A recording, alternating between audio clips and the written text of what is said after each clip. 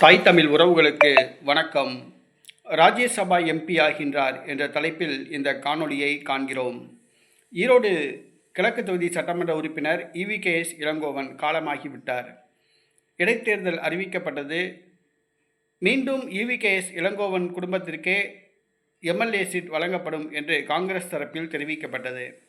ஆனால் திமுக இந்த முறை தான் போட்டியிடுவதாக விருப்பம் தெரிவித்தது. காங்கிரஸ் விட்டுக் கொடுத்தது. மேலும் EVKS இளங்கோவன் குடும்பத்தினர் சட்டசபை தேர்தலில் போட்டியிட விரும்பவில்லை, அவ்வளவாக ஆர்வம் காட்டவில்லை.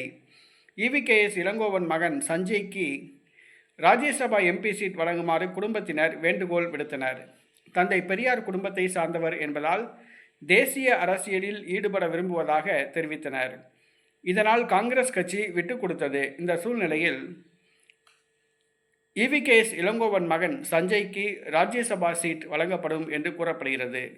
அடுத்து காலியாக உள்ள ராஜ்யசபா இடங்களில் ஒரு தொகுதி காங்கிரஸ் கட்சிக்கு வழங்கப்படும் என்றும், திமுக கூட்டணியில் காங்கிரஸ் கட்சி வேட்பாளராக சஞ்சய் நிறுத்தப்படுவார் என்றும் கூறப்படுகிறது.